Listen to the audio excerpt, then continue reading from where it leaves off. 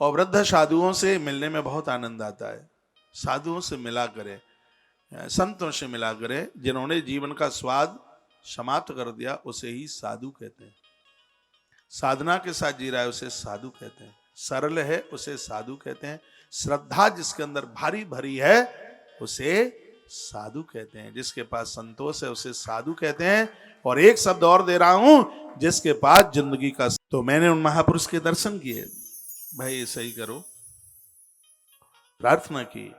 93 years old, 93 साल के महात्मा, मैंने प्रार्थना की, बंदन किया, प्रणाम किया। मैंने कहा गुरुदेव कोई ऐसा शब्द बोल दो जिससे मेरा कल्याण हो। वो मुस्कुराए। उन्होंने कहा बेटा मैं बूढ़ा हूं, बहुत ध्यान से सुन लो, ये आपके मतलब की बात है।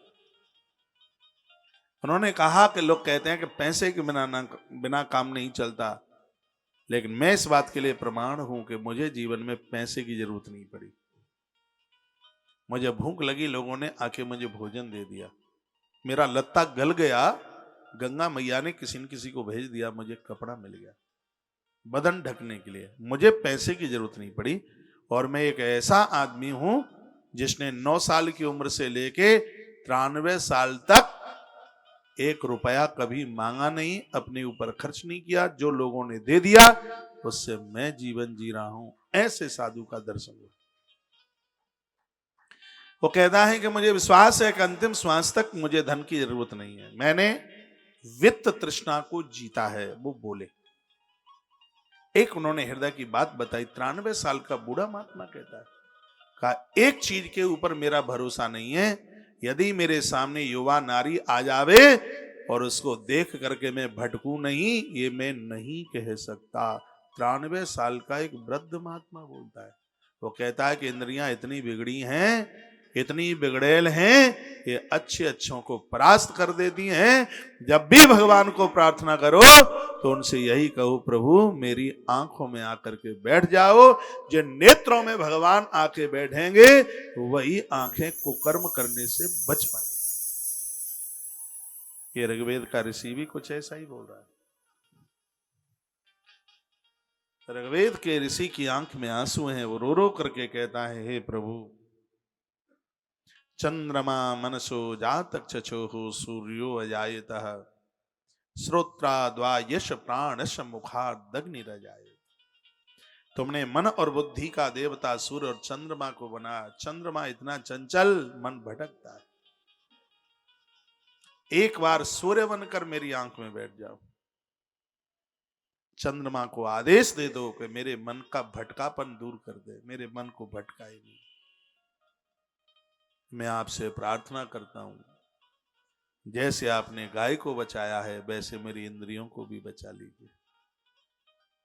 ऐसे कितने भक्त हैं जो रोज ऐसा भगवान को बोलते हैं, माला खूब जपते हैं, भगवान को डुबा देंगे गंगा जल में, दूध दही में खूब लपेट देंगे, लेकिन ऐसे कितने लोग हैं जो भगवान से ऐसा बोलते हो जो ये ऋषि ऋग्वेद का बोल रहा है। ये तो रो रहा है, ये इसकी आंख में आंसू है।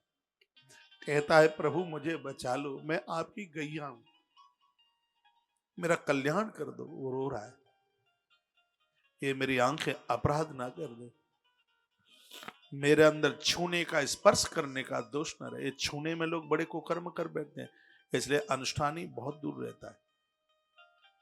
वो किसी से चिपकता नहीं, वो किसी को छूता नहीं, अनुष्ठान खत्म हो जाते। ये त्वचा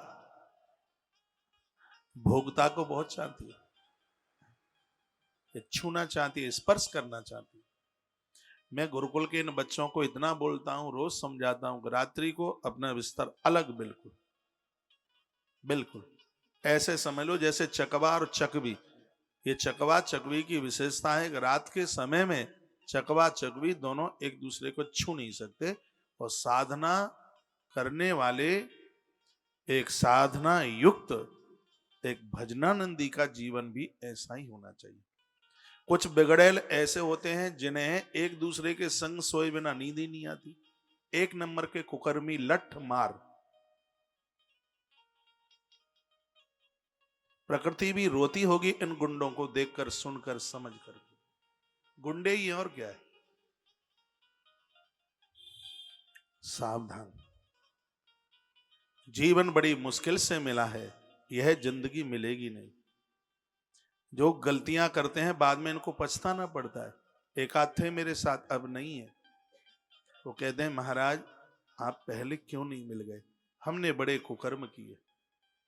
इतने कुकर्म किए हैं कि 20 बीघा खेत में गुलाब लगाकर और इत्र निकालकर गड्ढों में ले जाकर के फेंक दिया। पर्दा डाल के बोल रहा हूं, उन्होंने कहा। और बदमाशों के द्वारा ऐसा ही हो रहा है। गुंडों की कोई जाति नहीं, कोई धर्म नहीं, वो तो जहां जैसे उन्हें तो कुकर्म करना है। लेकिन हमारे इस ऋषि को देखिए, ऋग्वेद का ऋषि रो रो के कहता है प्रभु मुझे बचा लो। और इस ऋषि ने कोई गलती करी नहीं है, लेकिन वो भरोसा ईश्वर से जोड़ता है, परमात्मा से जोड़ता है, भगवान को प्रार्थना करता है मेरे अंदर स्पर्श दोष ना आवे, मेरी आंख में आकर के विकार वासना आकर के ना बैठे। हे प्रभु, जैसे आपने इंद्रपुत्र अर्जुन को बचाया उसके रथ में बैठकर अपनी गैया समझ करके, वैसे मुझे बचा लो। वेद की कथा में आप बोर तो नहीं हो रहे हैं?